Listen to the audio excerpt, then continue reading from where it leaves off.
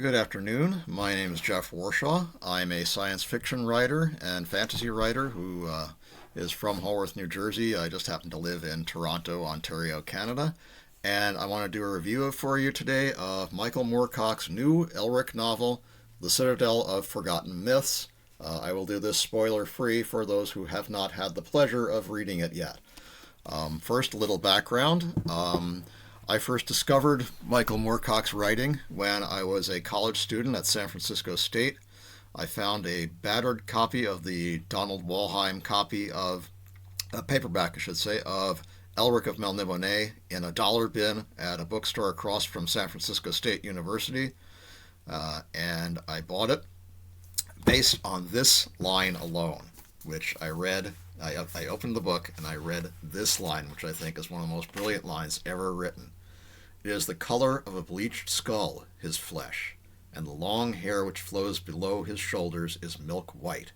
Wow, that really captured me. I said, anyone who can write like that is somebody who I want to read. And I read the rest of the book. I was fascinated by it. I devoured it in an afternoon, went right back to the bookstore and bought the second and third novels, The Sailor on the Seas of Fate and The Weird of the White Wolf. I had a bit more trouble finding the fourth, fifth, and sixth novels, but I did find them eventually, and I read all of them and just enjoyed them. Read the rest of Moorcock's Eternal Champion series, Hawkmoon, Corum, Ericosa, and a lot more by him that's not related, but Behold the Man, which of course won Hugo and a Nebula, and the Jerry Cornelius Chronicles, the Dancers at the End of Time stories. Really enjoyed them, everything that he wrote. And I was fortunate that I was able to meet Mr. Moorcock in 1991 at a signing of the DAW paperback, first American paperback of The Fortress of the Pearl, which was the new Elric novel at the time in 1991. That was at Dangerous Visions bookstore in Sherman Oaks, California, which is sadly no longer there. I had a great time. We talked about Hawkwind and the Sex Pistols and T-Rex and various other non-Elric related subjects, but it was a real pleasure meeting him. Terrific guy, very easy to talk to, and I kept corresponded with him ever since, mostly online. And now we have, 58 years later, we have a new Elric novel, which is purported to be the last. It takes place between the Flamebringers and Kings in Darkness, and it happens directly before the events of Stormbringer. Without spoiling anything for anyone, I will say that the first two sections of the novel are re-envisioned versions of a short story called Red Pearls and another one called Black Petals, both of which previously appeared, the first in a fantasy novel collection, short story collection, and the second in a volume of weird tales. But Moorcock has created a framing story, which is rather brilliant, for each of them. And we now follow the adventures of Elric and his constant companion Moonglum of Elwër as they travel to what they call the underside of the world. They view their world as egg-shaped, and through a magical ship they travel to the bottom part of the world, as it were.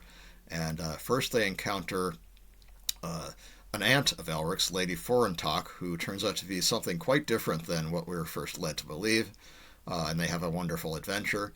And then they have a more grim sort of tale in the second story, Black Petals, where Elric is seeking a rare plant called the Black Anemone, which he thinks can cure him of the weakness which makes him rely on drugs and on the souls fed to him by his demonic sword Stormbringer. Of course, there's a tragic ending, and things do not turn out as we hope they would for Elric. But he learns some interesting things, and he meets a couple of interesting characters, several of whom appear in the critical third, all-new section of the novel. I have heard a couple of reviews online where people have been saying that they think that section was too long, that it's repetitive. I disagree. I found it interesting, fascinating. It introduces new characters. It delves much further into the relationships between Elric and both the Lords of Law and the Lords of Chaos, and particularly with Queen Sionborg of Chaos and her ongoing dispute with Elric's patron demon Ariok, Lord of Hell, and what happens to Elric is something of a result of that relationship.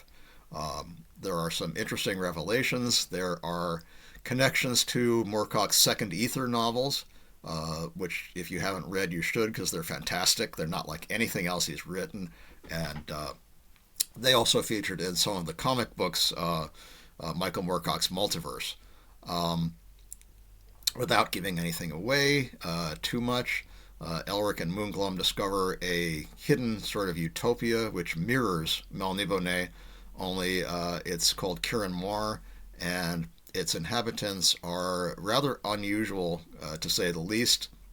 They produce a substance called blue honey, which seems, and I emphasize the word seems, to be the curative that Elric has been looking for his entire life. There is, of course, a catch, and I won't give that away. There are some very interesting sections. There's a very cool dragon, and there are some interesting insights into the revelations and the development of the relationship between the Melnibonéans and the ancient dragons known as the Furn, and how they relate to the residents of Ciaran Mhor. There's also some revelations about Queen Sionborg, and particularly about her white sword known as Divergent, which is either one sword held by four hands or four swords held by one hand, and has some rather unusual properties, which seem to run a bit counter to Stormbringer. In fact, it seems to be sort of an anti-Stormbringer, though not quite in the way I expected. And again, I won't give any spoilers as to how that particular storyline works out, just that it's very interesting and well done and well written.